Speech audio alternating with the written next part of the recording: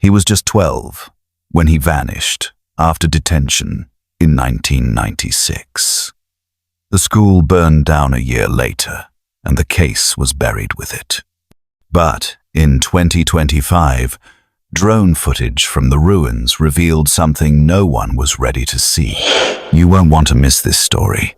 But before we dive in, don't forget to like and subscribe so you never miss a video like this one. I was 13 when Mason Riley disappeared. 1 year older than him and still naive enough to believe that bad things only happened in far-off places with names that didn't sound like ours. Westover Elementary was a squat, aging brick building with flickering lights and a boiler that coughed more than it worked. And by the fall of 2096, it already felt like a ghost waiting to happen. I remember the day he vanished, clearer than I remember most of my birthdays. The 18th of October, Friday.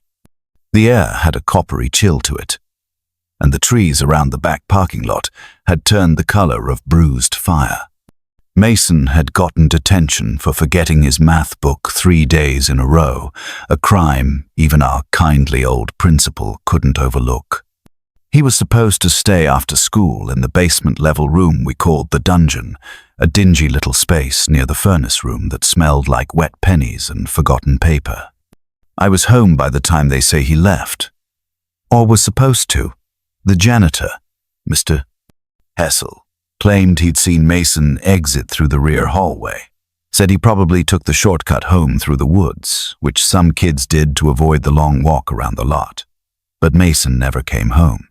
They found his backpack the next morning, near the furnace room door, unzipped but with everything inside untouched. His math book, a half-eaten sandwich, and a drawing of a cartoon dinosaur he'd been working on since Tuesday. That was the first detail that made my stomach turn. Mason never left his drawings unfinished. They searched the school, the woods, the drainage culverts, even brought in dogs, but it all led nowhere. By Monday, kids were whispering about ghosts in the boiler room, and by Tuesday, a girl swore she heard crying from the walls. None of us were the same after that. Our parents started picking us up, instead of letting us walk home. The hallways felt longer, colder. Teachers spoke in hushed tones. Mr. Hessel stopped making eye contact. They put up missing posters with Mason's 6th grade photo, the one where his collar was crooked and his smile too big for his face. But even as we looked at them, it was like we'd already given up. Westover announced it would be closed by spring for renovations, but by then, the building already felt like it had swallowed something too heavy to carry. I stopped going near the furnace room. I stopped drawing too. I told myself it didn't mean anything, that kids ran away all the time, that maybe Mason had just wanted out and found a way. But the truth was simpler and colder. He was 12. He had a favorite lunchbox and dreams about being an animator. He had a laugh that cracked like a squeaky hinge and a scar on his chin from falling off the monkey bars. And one afternoon, somewhere between math detention and home, Mason Riley disappeared. Just like that. The fire came a year later, in the early hours of a spring morning, thick with fog and the smell of thawing mud. And I remember waking up to sirens in the distance and the sky lit strange with orange, like the sun had gotten confused and was rising from the west. Westover Elementary burned for hours, the old bricks cracking under the heat like bones giving way, and by the time the fire trucks left and the smoke cleared, all that was left standing was a half wall near the main entrance, and the old furnace pipe curled like a question mark. They said it was faulty wiring, a short circuit in the basement, probably near the same area where Mason had served detention. I remember my mother sitting me down that morning with a mug of hot chocolate, which she only ever did when she didn't know what to say, and asking if I was okay. I lied and said yes, but I wasn't. None of us were. The truth is, even before the fire, Westover had become a place nobody wanted to talk about. Parents whispered about transferring their kids to the next town over. Teachers left mid-year without saying goodbye. And the hallway where Mason's backpack was found had been closed off with yellow tape for months, like it had teeth. After the fire, it was easier to pretend it had never been there. No more boiler room, no more dungeon, no more walls to echo back what they didn't want to remember. The investigation into the fire was brief and polite, wrapped up with phrases like accidental ignition and outdated infrastructure.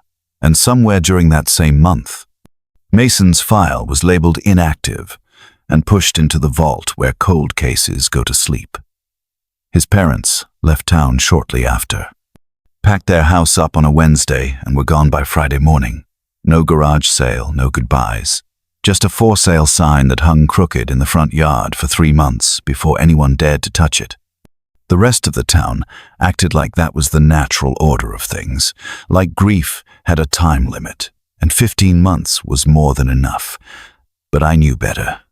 I saw how the librarian still paused at the S-shelf where Mason used to pull dinosaur books. I noticed the gym teacher hesitate when calling attendance, like he was still waiting to hear Mason's name. And I remembered the janitor, Mr. Hessel, who stopped coming to church and started leaving town on weekends with no explanation. We didn't say it out loud, but we all felt it. That the fire hadn't just taken a building, it had taken something else. A layer of memory, a corner of guilt, something none of us wanted to carry anymore. And maybe that was the point. Burn it down, box it up, call it an accident. But ash still settles in your lungs, and I never stopped tasting smoke after that. Not really. Talia Jensen wasn't from our town, which is probably why she found it. Outsiders tend to see the things locals have trained themselves to ignore, and Talia came armed with a curiosity sharp enough to cut through the fog of years we'd all quietly let settle. She was filming a docu-series on haunted schools, which I'll admit sounded silly when I first read it on the flyer taped to the boarded-up grocery store window, but something about her approach wasn't like the ghost-chasing YouTubers we'd rolled our eyes at before. She was careful, thoughtful. She had a quiet way of moving through places, like she was listening for something beneath the floorboards. I didn't meet her until weeks after she flew the drone into Westover's remains, but I remember the way people talked about her in the coffee shop, the low tones and side glances when her name came up.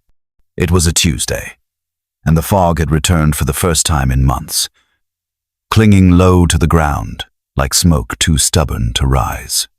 She launched her drone from the southern edge of the property, the side where the cafeteria used to be, now just a skeleton of scorched brick and weeds that grew like they were trying to forget. The footage, at first, was what you'd expect from a building left to rot. Broken beams, collapsed ceilings, old desks warped by heat and rain. But then the motion sensor flickered. A single blip. It could have been a rat, a branch, anything. But the drone tilted, hovered, and in that shift, it picked up something stranger. A wall that looked wrong. Not burned, not even weathered. Just intact, like it had never been touched by fire at all. Talia circled back, angling the camera through the charred remnants of what had once been the library, and that's when she saw the grate. Metal. Unmarked. Half covered by moss and years of decay, but clearly not part of the original floor plan. She later told me it was instinct that made her lower the drone, inch by inch, past the splinters and ash, until the lens rested on that grate. And through it, barely visible in the infrared overlay, was a void. A space where there should have been solid earth. A chamber. The drone's range was limited, but she caught enough before the signal cut out. Brick walls. Something metallic. What looked like a table or a cot. And then, just before the screen froze, a single movement. A flicker in the shadows. Like a curtain pulled back or a hand slipping out of frame. She posted the footage online under the title, "What the Fire Forgot." And it went viral for reasons she couldn't have predicted. Not because it was creepy or dramatic, but because someone recognized the room. Not me. Not right away. But Warren Matlock did. And when he called me, voice shaking like the day he saw the silo footage, all he said was, "You need to see this." And just like that, the past exhaled, and it didn't smell like dust. It smelled like smoke. When the video leaked, it didn't hit all at once like an explosion. It crept in sideways, like fog curling under a locked door, quiet and unwelcome and cold. I remember I was sitting in the back booth of Maggie's Diner when I first saw it, someone showing it to their friend over a plate of cold fries, whispering like they were passing around something sacred or cursed. I leaned over just enough to catch a glimpse of the screen, and there it was. Grainy footage, shaky but unmistakably real. The drone's view dropping through the collapsed beams of Westover Elementary, down into the scorched cavity that used to be the library. The floor now split open like the earth had tired of pretending it didn't remember. The hole was jagged, lined with roots and old nails and ash, and the drone descended slowly, its light sweeping across a rusted metal door at the bottom of what should have been solid foundation. That was strange enough. But then came the frame that no one could explain. As the drone approached, the camera caught a window set into the upper half of the door, covered in grime and condensation from who knows what kind of stale underground air. For a split second, no more than a breath, a face appeared in the glass. Not moving, not distorted, just pale, almost grey, with wide dark eyes and a mouth that didn't blink or speak or react. A child's face, a boy's. And it looked like he was watching, like he had always been watching. I don't remember breathing for a solid minute after that.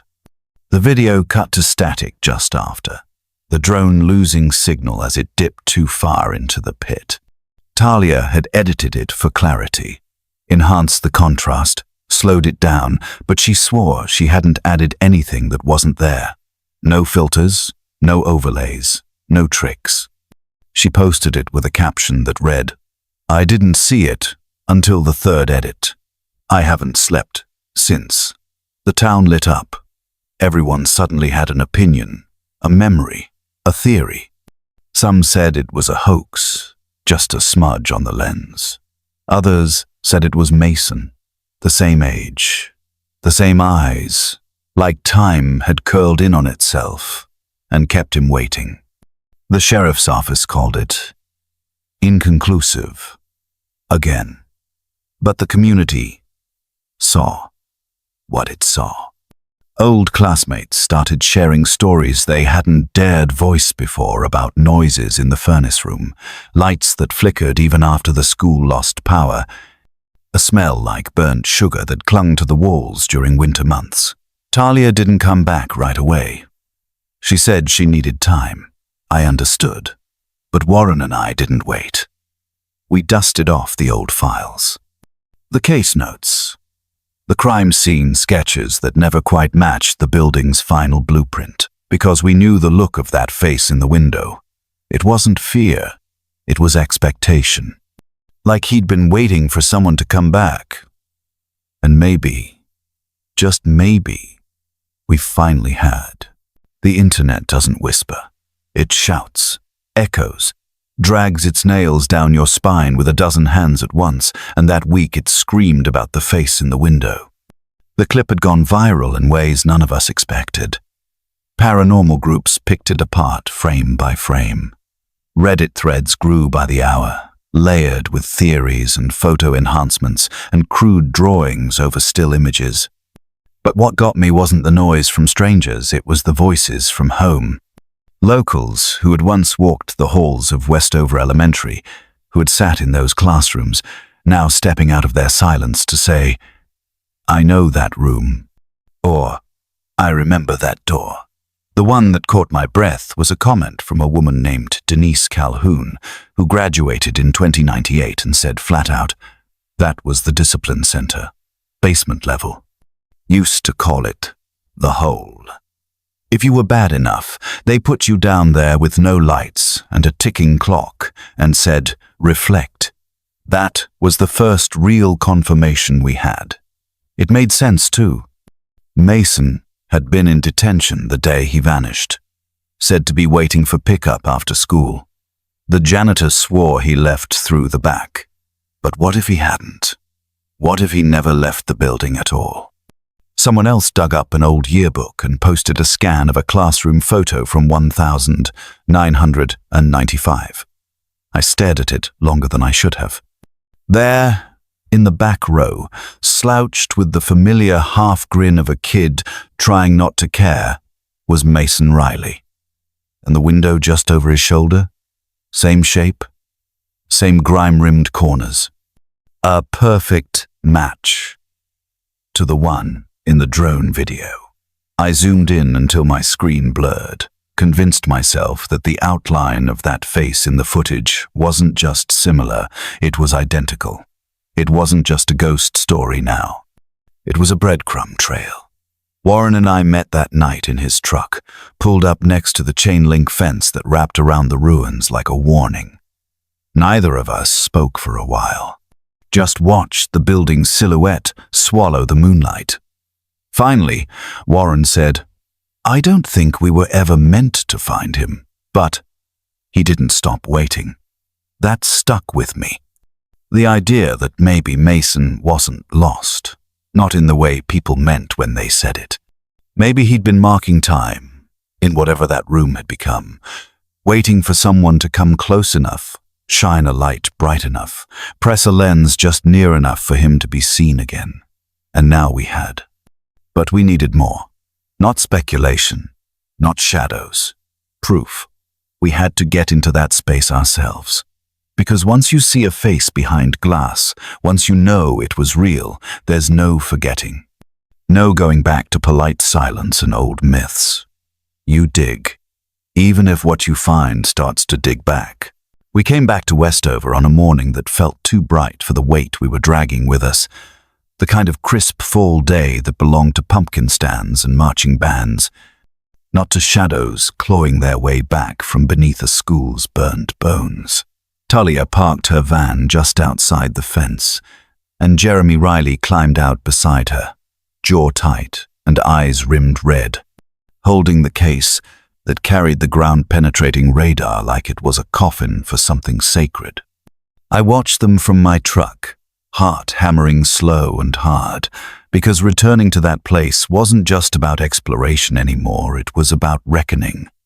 The school had always loomed even when it was rubble, a place kids used to ride past on their bikes without looking, the kind of place that felt like it could swallow you whole just by remembering you. We stepped over the broken chain link, boots crunching glass and cinders, and made our way past what used to be the cafeteria, then the music room with its melted keys, until we stood at the center of the foundation where the furnace once roared.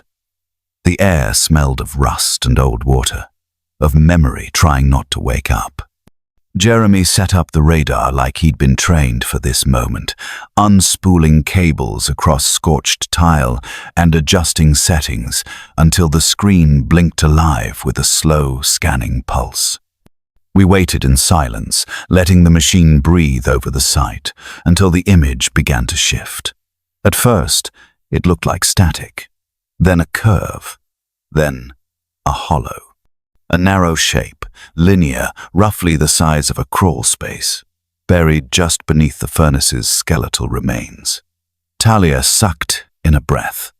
That's not natural, she said, pointing to the slope of the radar map. That's been dug. A tunnel. Not wide, but long, and angling downward toward the north side of the building.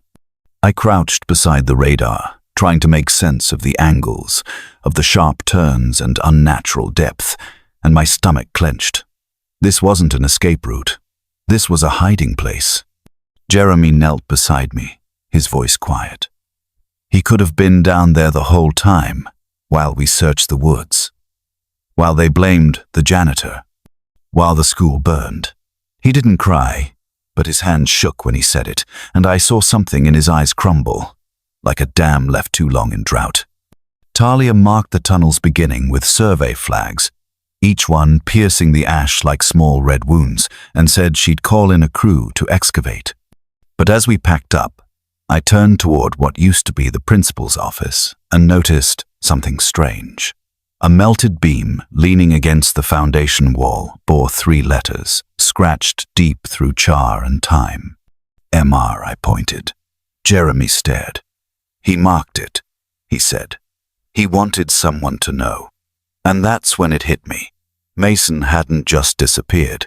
He had left a trail. We just hadn't been ready to follow it until now.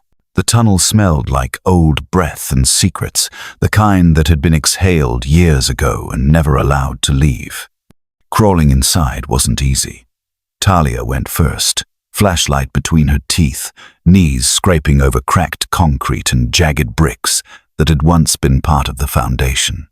Jeremy followed, his shoulders tense and too broad for the narrow space, his hand brushing the low ceiling like he was afraid to touch something sacred.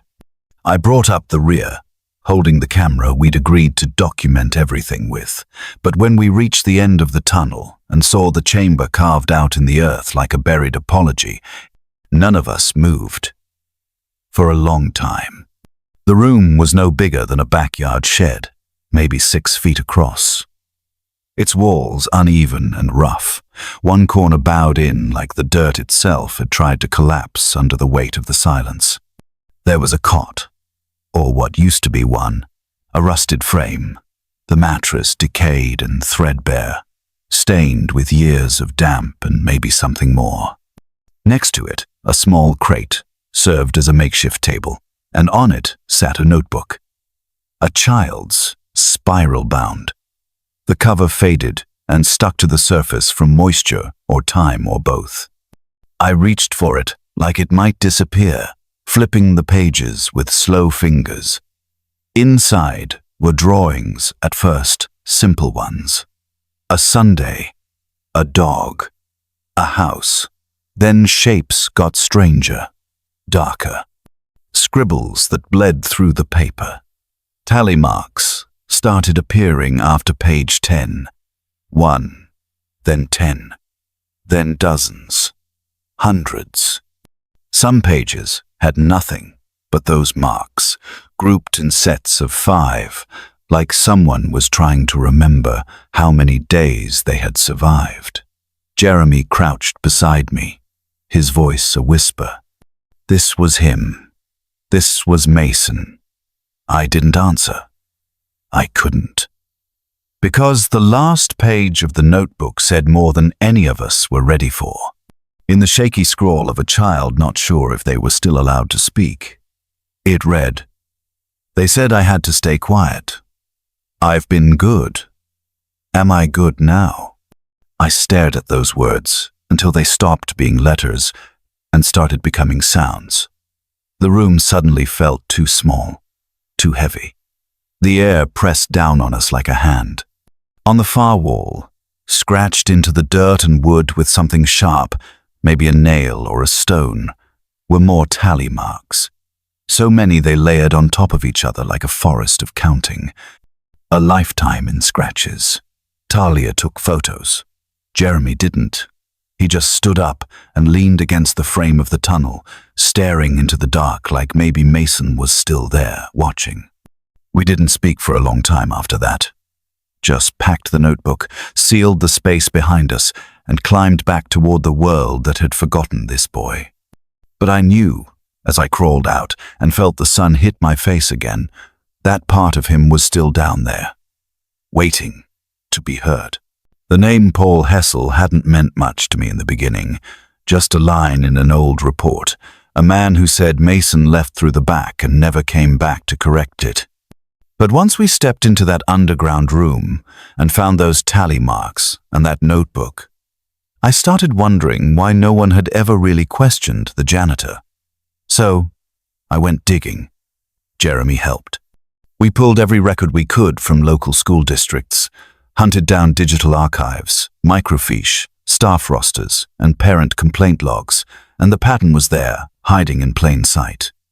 Paul Hessel worked at 3 different schools between 1988 and 1998. All 3 had cases of missing children, not always filed as abductions, sometimes brushed off as transfers, truancy, or family disputes. But in each case, there was a child who vanished, a trail that led to a dead end, and Paul Hessel's name on the staff list. I felt sick, like something old and wrong had just been stirred up from the bottom of the lake. He died in 2012 stroke, alone, no next of kin. But when we traced his old residence to a storage unit outside town, we found it untouched. Rent was on autopay from a small pension fund. The woman at the front desk barely looked up as she handed over the bolt cutters. Inside, it smelled like rust and old paper. Dampness clung to everything. There were boxes of janitorial supplies, bottles with faded labels, and 3 metal reels, surveillance footage, labeled by hand in shaky marker. Hall at 1096, basement 1096, south exit 1096. Each one made my chest tighten. Next to the reels, in a small compartment screwed into the corner wall, was a rusted key with a plastic tag, W96B. I didn't know what it opened yet, but I knew it was important. Jeremy just stared at the reels like they might open their eyes and speak. We brought everything back, carefully. Talia found a guy who could digitize the reels, and I watched each one with my jaw clenched, my hands gripping the table. 2 of them were uneventful kids moving through hallways, teachers chatting, normal things. But the third one, the basement reel, caught something else. At 4:12 p.m. on the 11th of October, 1996, Mason appears on screen, walking alone down the hall toward the furnace room. He hesitates, looks behind him, then steps out of frame. A full minute later, Paul Hessel walks into view from the opposite direction. He stops where Mason disappeared, stands still for a second, then turns and unlocks a door marked Maintenance. He glances at the camera just once and smiles. It wasn't friendly. It was like a man savoring a moment he thought no one would ever witness. That was the last footage from that reel. Nothing else played. Just static. We didn't speak for a while after watching it. Jeremy said what I couldn't. He knew. And in that moment I realized we weren't chasing a mystery anymore. We were chasing ghosts, ones that left keys behind. When the digitization came through, it felt like time cracked open and spilled something dark across the floor of Talia's tiny apartment, where we'd set up the monitor and speakers and sat in silence like we were about to listen to a confession from the grave. The first reel was marked Basement, the 11th of October 2096, and had no sound, just a static hum from the transfer process. At first, it looked like nothing. Empty hallway. Fluorescent light flickering in the top left. Then, Mason walked into frame. I stopped breathing. He was in jeans, a red sweatshirt, hair a little messy, eyes darting around like he knew he wasn't supposed to be there. He stopped in front of the furnace room door, hesitated, then glanced back over his shoulder and mouthed something. No audio, but we could read his lips. Is this okay? Then he stepped inside. A few minutes passed, still no movement. Then the camera angle shifted slightly, like the mount had been adjusted manually. Now it faced the furnace room door. A shadow crossed the hall from the other side. Not a person exactly. Just the tail end of someone's coat. Someone was watching.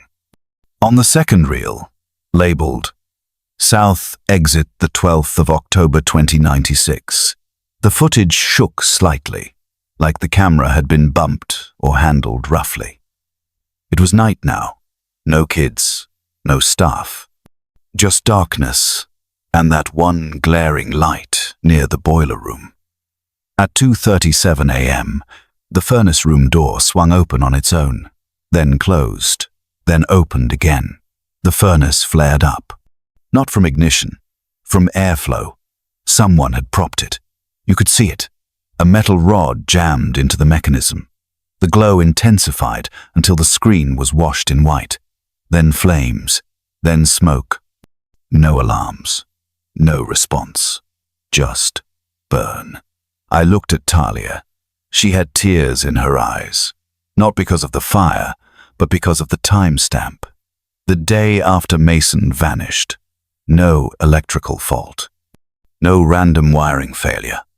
Someone wedged open that furnace, fed it oxygen, and left it to do the rest. To erase the scene. To bury the room. To burn whatever secrets it held. But the fire didn't consume everything. We had the footage. Now. And in the third reel, labeled Storage the 10th of October 2096, a day before Mason disappeared, the camera was already pointed toward the basement door. And there, for exactly 5 seconds, Paul Hessel appears again, not mopping, not sweeping, just watching, holding a small flashlight and something else in his other hand. A lanyard, a notebook. We couldn't tell, but he smiled. The same smile from the other reel. The one that made your stomach twist like it knew what was coming. Jeremy left the room, said he needed air. I didn't move. I just rewound the footage again and stared at the furnace door. Because for the first time since 1996, we weren't looking at a mystery. We were looking at a crime. One with timestamps. One with fingerprints. And we were going to rip it wide open. Miss Delaney called me from a number I didn't recognize, her voice barely more than a thread over the line, fragile and low like it might snap if I asked the wrong question too soon. She said she didn't want to die with secrets in her chest, not after what she'd seen on the news about the drone, about the reels, about the fire being arson all along. I drove to her assisted living apartment the next morning. It smelled like old soap, and the kind of sadness that lives in places where birthdays stop being celebrated. She sat in a recliner by the window, a quilt over her knees, and when I told her why I was there, she didn't hesitate. I knew something was wrong with that boy, she said, and her hands gripped the fabric so tightly her knuckles went white. Mason. He was too quiet by October. Not shy quiet, empty quiet. Like someone had reached inside and turned the volume down. She told me about the day he came to class late, flinching when she touched his shoulder. About the bruise on his forearm that looked like fingers. About the way he sat in detention every Friday, even when he hadn't done anything. I asked him once why he was there, she said. He said it was for being bad at math. But he was always good at math. Her voice cracked on the word always. Then she spoke about Paul Hessel, how he lingered too long near the teacher's lounge. How he volunteered to escort students to detention even though that wasn't his job. He had a key, she whispered, not just to the boiler room, to the sub-basement too. There was a door nobody used. But he did. I saw him come out of it once, wiping his hands with a towel. She'd brought it up to the principal back then, a man named Carter Mills. He told her to leave it alone. Said Hessel had been cleared. Said Mason was troubled, that she should let the boys be boys. And when she pressed again, she got a letter from the district warning her about insubordination and baseless accusations that could damage staff morale. That was the last time she asked. But the memory didn't go. It sat with her for nearly 30 years. She handed me an envelope before I left. Inside was a photocopy of the letter and a note from Mason, dated the 10th of October, 1996. Thank you for being nice, it read. Sometimes it helps when someone sees you. That broke something in me, because he had tried, in his way, and someone had seen, but seeing hadn't been enough. Miss Delaney didn't cry. She just stared at the window, eyes fixed on nothing, and said, "If I had pushed harder, maybe he'd be here." I didn't have an answer, just a hand on her arm, and the promise that now we were pushing hard. The call came in just after midnight, the kind that makes your stomach tighten before you even answer. It was Warren, his voice flat but fast, the way it gets when he's trying not to get ahead of the facts.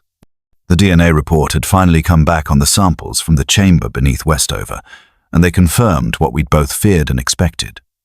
The hair belonged to Mason Riley. That alone was enough to prove he had been held down there, silencing decades of speculation, denial, and institutional negligence. But it wasn't just his. There was another sample, blood. Dried, old, but viable enough to get a partial match. It wasn't Mason's. It wasn't even from someone local. The name that pinged back through the National Registry chilled me more than I knew names could. Julian Marks, age 10, vanished in 1993 from Ridgeview Middle School, 3 counties over.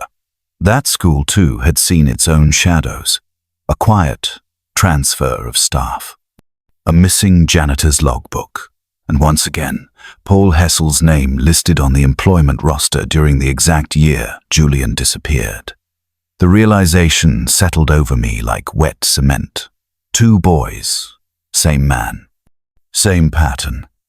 But with Julian, the case never even made the evening news. Just a line in the police blotter, and a single photograph on a corkboard that eventually got pulled down to make room for budget announcements. I tracked down Julian's mother, Carla Marks, after 3 cups of stale coffee and a whole night of not blinking.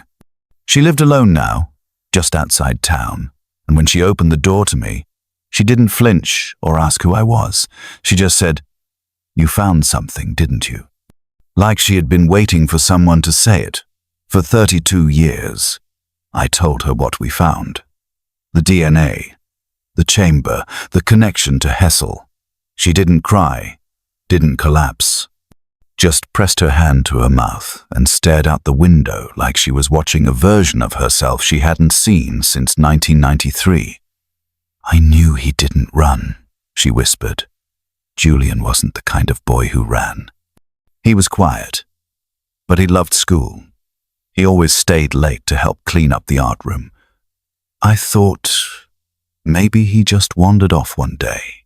Maybe he'd come back. I left the porch light on for 2 years. She showed me his room. Still intact, still small. Posters curling off the walls and a single red marble on the nightstand, like it had been waiting for his palm to return. I took a picture of the room, then promised her that this wouldn't end like before. That this time, they would know her son's name. That he would be seen. And when I left, I looked back at the porch. The light was on again, as if he was finally on his way home. And I swore, silently, that if Mason had left any more clues, I would follow everyone, no matter where it led. It was Jeremy who spotted it first, tucked in the corner of the real case beneath the foam lining like someone had tried to hide it just well enough to avoid a casual glance, but not a determined one. A folded piece of paper, yellowed and creased, its edges stained with what might have been oil or something older. He unfolded it slowly, careful not to tear the brittle folds, and when I saw his face change not with shock but with that hollow kind of recognition, I knew whatever was on that page wasn't just a note. It was a record, a list. At the top, scrawled in ink that had smudged with time, were the words, "Observations, Westover, Intake." Below it, names, ages, dates. Each line written in the same cramped, angular handwriting. The first few were unfamiliar, but then I saw Mason Riley. not just once, several times. Beside each entry were phrases like status, compliant, shows fear, responds to isolation, and, beneath the final mention of Mason's name, recommends extended observation. Adjust exposure. My stomach turned. It read like a twisted behavioral log, the kind of thing you might see in a lab or a Cold War bunker, not in a school basement. But this wasn't science. It was control. Jeremy sat down hard on the edge of a storage bin and just stared at it, like reading it had drained something from him. Talia read over our shoulders, quiet, her eyes scanning faster than her breath could keep up. She pointed to one name toward the bottom, Julian Marks. He was listed too. One entry. Status: uncooperative, volatile, removed. That word, removed. I whispered it out loud and hated the taste of it. There were others on the list. 2 names were redacted with thick, black ink, the kind that bled through the paper, as if someone had tried to erase them not just from the record, but from memory itself. But even beneath the blackout, indentations were visible. Jeremy took a rubbing with a pencil, and, slowly, ghost-like, the letters returned. One was a girl's name, Tara Lang. She vanished in 1995. Never even made the news. The list wasn't long, maybe 8 names total, but it was enough. Enough to prove intent. Enough to prove tracking. It wasn't just about Mason. It was about something systemic. Repeated. Managed. I took photos. Backed them up to 3 drives. Sent copies to Warren, to a legal contact of mine who owed me a favor, and then to Carla Marks. I didn't know what to say to her message back. Just 3 words. I always knew. That night, I couldn't sleep.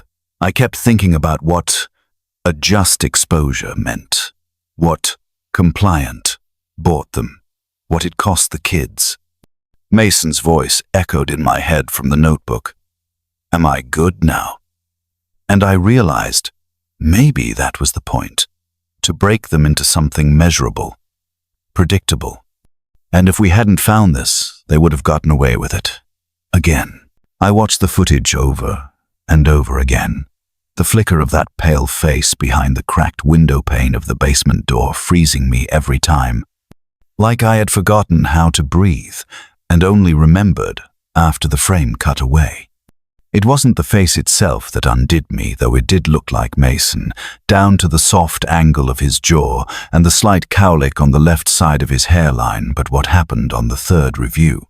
At minute 2, second 14, the face blinked. Not a camera glitch. Not a pixel anomaly.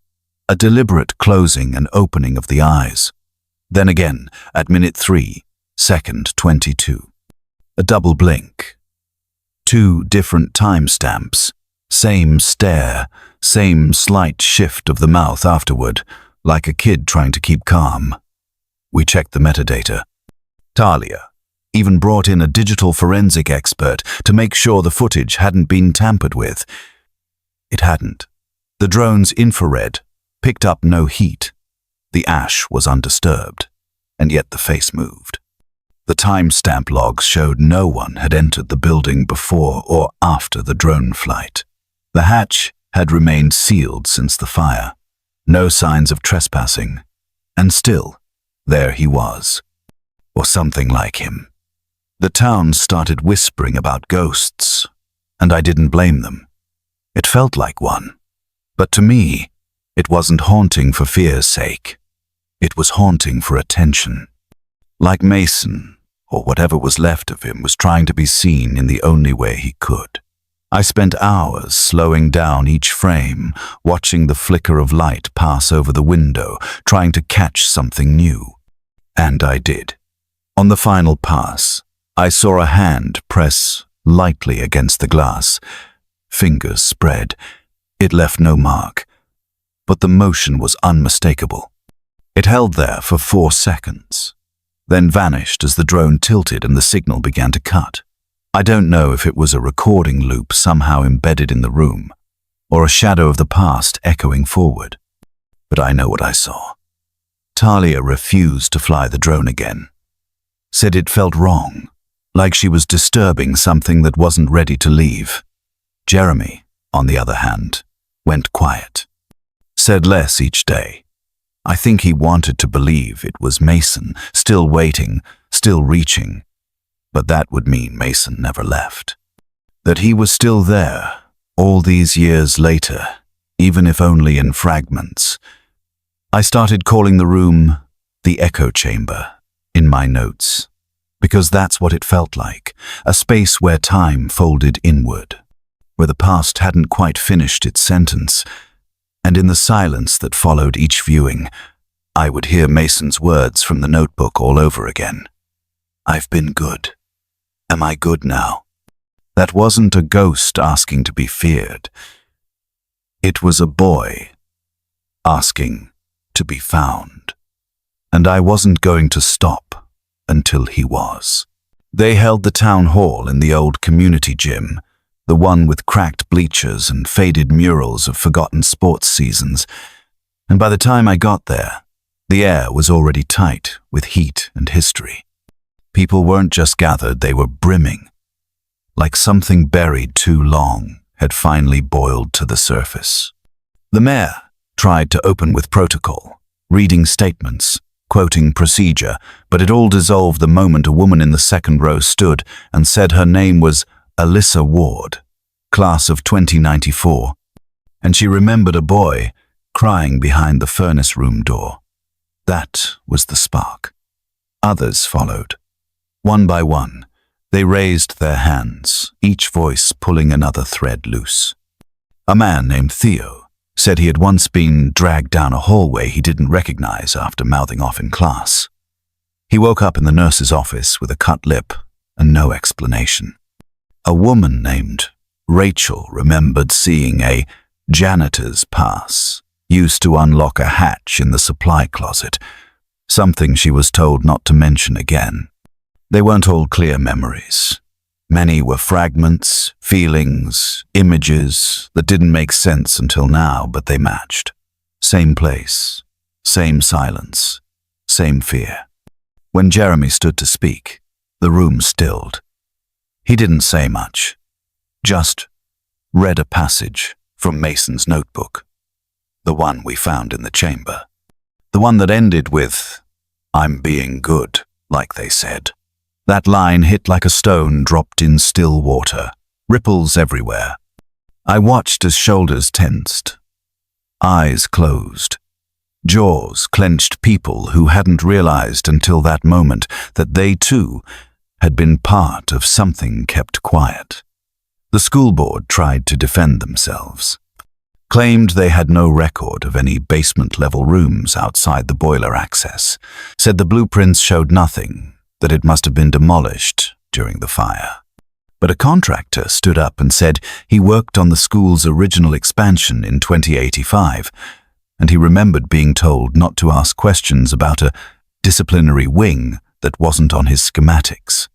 Another woman, a retired secretary, confirmed that certain files were always hand-delivered to Hessel, bypassing normal channels. It unraveled fast after that. The press caught on. Articles surfaced. Local news crews camped outside the ruins of Westover. Suddenly, this wasn't just about Mason. It was about a system, a failure, a pattern. The county launched a new task force, independent, with subpoena power, and I sat in that folding chair, notebook open, recording every voice that rose from that gym floor like they'd been waiting decades to be heard. It wasn't closure. Not yet, but it was a beginning, a reckoning. For the first time since Mason disappeared, people weren't whispering anymore. They were demanding, and maybe that's what justice looks like sometimes. Not handcuffs or headlines, just the sound of the town finally calling a boy's name out loud and listening for an answer. They told us not to get our hopes up.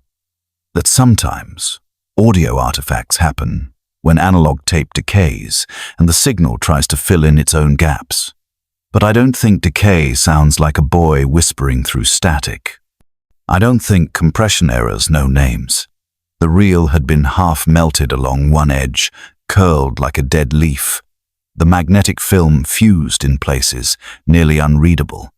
We didn't even know what was on it until the final technician at the forensic lab decided to scan it frame by frame, not because he was told to, but because something about it gnawed at him. The footage was fragmented, flickering in and out like a dream that wouldn't settle. Mostly it was dark. Just walls. A corner of the cot. Part of the tally marks. The light shifted once, like someone was moving, but without a body to cast it. And then, in the very last second before the file corrupted completely, the screen went black, and we heard it low, so soft we almost missed it. I'm still down here. 7 words. That was all. No name. No breath afterward. Just that. When the sound file was isolated, some said it was mechanical. Others said it was impossible. But not Jeremy. He listened to that voice and didn't speak for a long time. Then he said, "That's him." And I believed him. Because grief changes how you hear things. Because hope sharpens what you feel in your bones. We didn't announce it publicly. We didn't add it to the official case files. But we knew what it meant. So the next week, Jeremy made a plaque. Nothing fancy. Just brass on black, about the size of a notebook cover. He mounted it himself, on a scorched section of the foundation that hadn't crumbled yet. He scrubbed it clean, set candles around it, and asked me to stand with him when he bolted it in. The wind that day was quiet, the kind that holds its breath. A few neighbors came, uninvited but welcome, and someone left a single shoe, a child's, old and worn by the plaque like an offering. We didn't say much. We didn't need to. The plaque read, "For Mason, for those never found, we are still listening." That word, still, carried everything we couldn't fit into speeches or headlines. Still here, still looking, still refusing to forget. And when Jeremy stepped back, his hand lingered on the edge of the plaque for a moment, like he wasn't ready to let go. I think that's the part that stays with me most. Not the drone footage, not the tunnels, or the faces in the glass, but that one hand on cool metal, and the way the trees around us went still, as if listening too. If there are places memory lives, then maybe this was one of them. And maybe, just maybe, Mason knew. Maybe that voice was his. Or maybe it was all of ours, echoing back what should have never been silenced.